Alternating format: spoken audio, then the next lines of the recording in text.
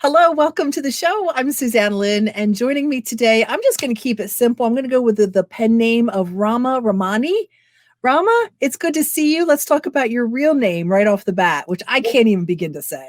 Yeah, sure. It's Rama Subramanian, and it Mhm. used to be the full name till 1999, till I came to the US. And Uh-huh. ever since then, it's always been when I start telling people that name, they say, "What's your last name?"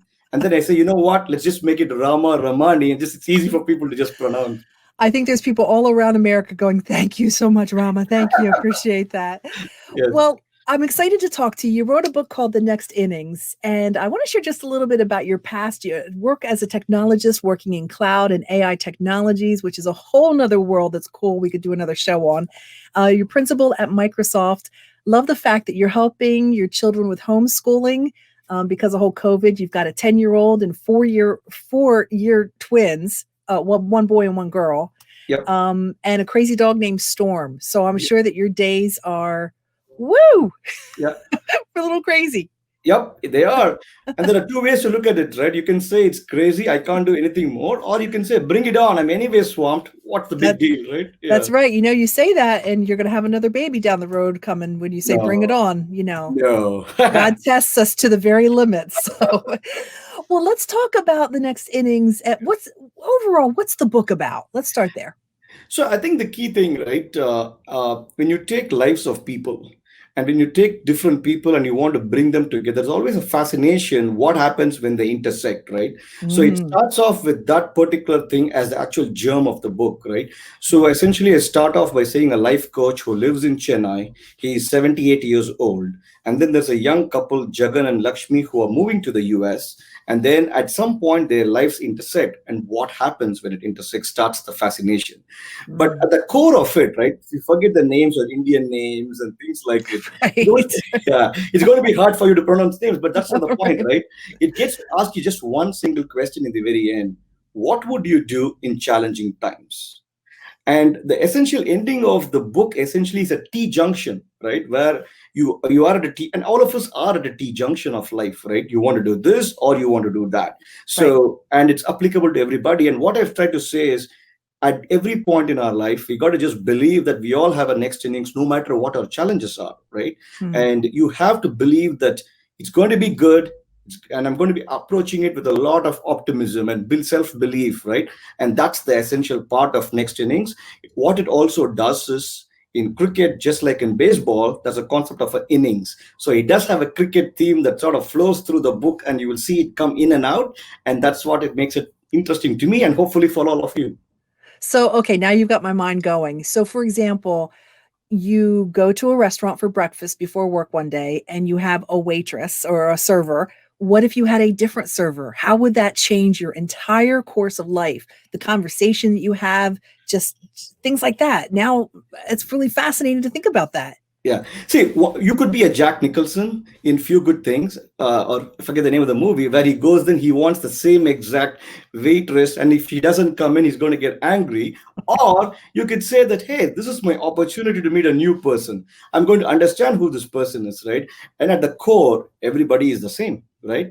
And whether you look at technology or people, you buy a computer and the computer works. This computer crashes, you buy a new machine. This Right. machine could look beautiful like a Mac, or it could be really a dumbed down of a different machine. So now people are the same as well. But if you give them a chance and you really get to know who they are at the real guts of the person, and you get to know better, and it's going to make you better. And that's the most important thing for all of us as we go through this journey called life.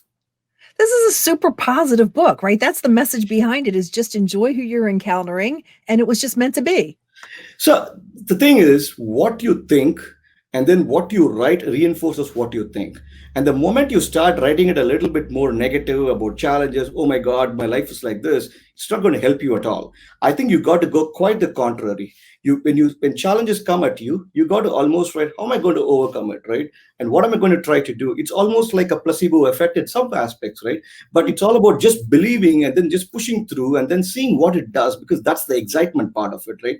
And science has already shown us that when you are actually happy and when you smile, you put more effort, and then that's actually healthy for you rather than essentially crying. So it's a choice. I'm not saying that you go through a difficult situation, I don't want somebody to think that you should laugh. That's not what I'm saying. Right, But when right. you're at a critical path, you have a choice. And then let's try to choose the optimism path. And this is not my theory. I didn't invent it.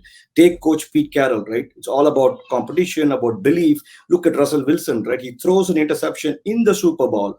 How and then everybody crashes down and he says, I'm going to come back, right?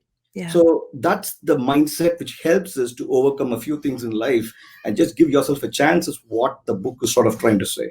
Very interesting. I Yeah. was just talking to somebody earlier and they said 100% of the stuff we learn comes from hitting rock bottom and making mistakes and coming through it. So it's just about, from what you're saying, it's about attitude and just saying it's okay. This is part of life. I'm going to be positive about this. Yep. I mean, it's like just like a see when you go to the Indian South Indian thali, right? You get all of these dishes, right? Obviously, eating the sweet is really nice all the time, Yeah. but that doesn't make it fun. The moment you take something which is sour, which is bitter, which is spicy, and then you go to the sweet is so much more better. So all these challenges, we have to go through the challenges so that when you get those sweet moments, they really make that much more memorable sense when you look back at it in time. Rami, who poured into you this information? Who poured this wisdom into you in your life? Was it a parent? I think everybody has it, right? So I'm not like suddenly I just woke up and I got enlightened. I'm not the Buddha or whatever, right? Right. The way as you give yourself a chance of going through each experience and just thinking through a little bit more, and I go through moments. I'll do all this today with you. 6 months or 3 months goes by, and I'm going to ask myself, "Oh, what am I going to do?" Then I have my Right. friend who come in, and they're going to tell me, "Hey, what's wrong with you?" Right? So they're going to coach me up, right? So essentially what it does is your experiences of watching somebody else empathizing in their situation and put yourself in their shoes, and then when you pick somebody else up today, your turn, when you are down, they will do that for you, right? I Hmm. think I was just thinking about this today in the morning as well, right? There is this quote that's saying the tide that lift all ships, Yeah, right? yeah, yeah. So in order to be the tide, you got to first give yourself a chance to be a ship so that somebody else will lift you. Wow. And the other thing you need to think through is that tide doesn't have to be huge. I can tell all my friends, right? They all think that, hey, I didn't do much for you. I just said blah. But they don't realize at that point in time what that meant for me, right? Hmm. When you are in the crux of a writer and you believe that I have no actual training in writing, I'm not a fiction author. Nobody's going to read my book. What will I do? And somebody comes back and says, man, you at least had the guts to go first step. You should continue. He or she thinks that I just said the statement, but they don't know how it affects, because the next day I get up with that vigor, it gets better, right? And then it's just an amplifying effect from there on. So which means a small tide can still lift a small boat. And then Hmm. when you give yourself to be a small boat, you get a chance to be a bigger boat. And it doesn't matter whether you get a big boat or not, but it helps you. You got what you wanted out of it, is the way I look at it.